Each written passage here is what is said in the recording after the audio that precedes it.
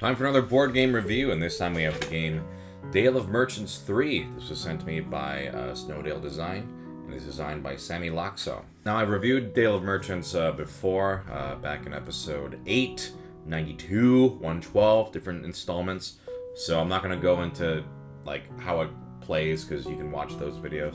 But this is another set in the series, a fresh group of animal folks eager to join the fun.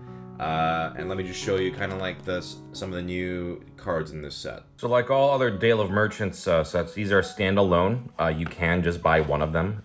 You don't have to buy all of them. They all combine together.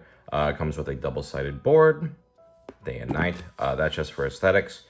And no crazy new mechanics in this. The only, usually in the rule book, they will highlight, read these parts in green if there's stuff that you need to learn. But a lot of it is really just rules clarifications instead of new mechanics.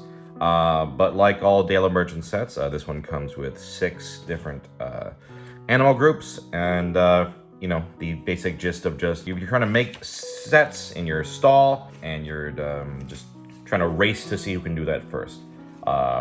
That's still basically the same exact gameplay as before. First off, we have the Archiving Desert Monitors. These guys are all about manipulating your discard piles. So like this one, for example, when you purchase this card, with this card, decide its value 1 to 3 for this turn. History lesson, shuffle up to 3 cards from the top of your discard pile into your deck. Refreshing drink, you may discard 1 card from your hand once in your turn. So it's all about just sort of messing around with your discard pile. The next set are the Discontent White-Headed Lemurs. These are about getting rid of your old cards and trying out new ones. So some examples when you purchase with this card, you may throw away an Animal Folk card from your hand to purchase 1 additional card without paying for it. Throw away an Animal Folk card from your hand, then choose a card from the market within 1 of that card's value and placing it into your hand. Throw away a card from your hand, draw 1 card from the market deck and place it into your hand. So this is really about funneling out those old cards, bringing in new cards. The Scheming Green Magpies, these are about stealing. So for example, name a card, discard 2 cards from another player's deck, 1 by 1, placing cards with that name into your hand.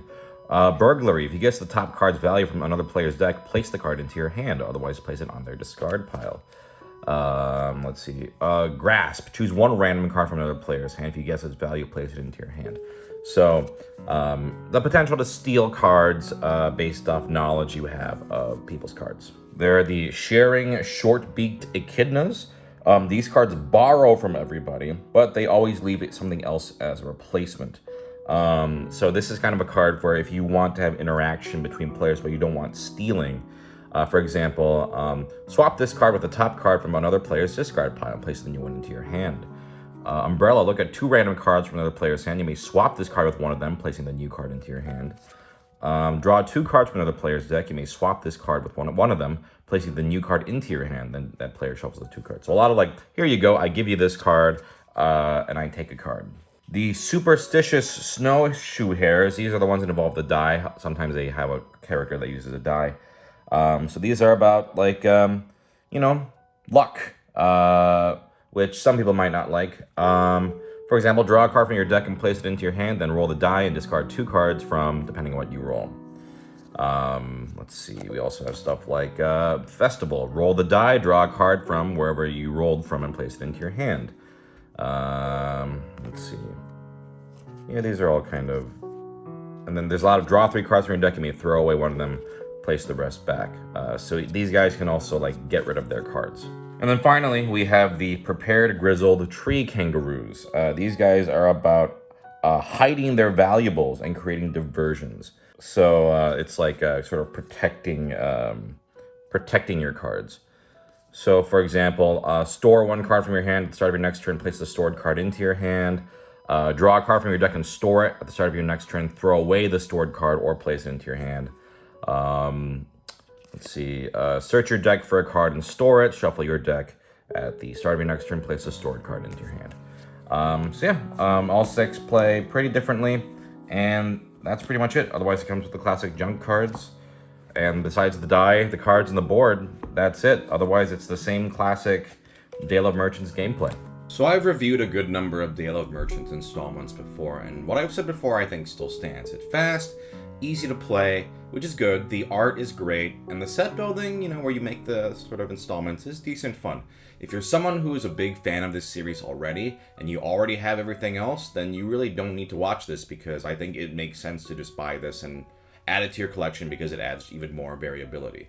With that said, to be completely honest, I think with this set, for me, I'm starting to feel the fatigue of the concept.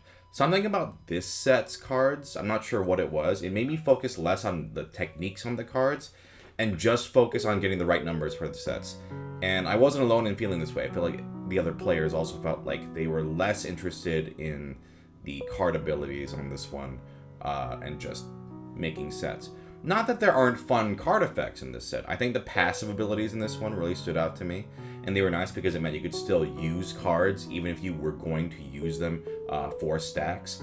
It also felt like that there were a lot of mean cards, like a lot more than usual in this set, which isn't a bad thing, but it kind of felt sometimes that as fun as it is to play these effects, to mess with your opponents, it kind of just made more sense to focus on making your stacks. It felt like it was just prolonging the game and not actually getting you further.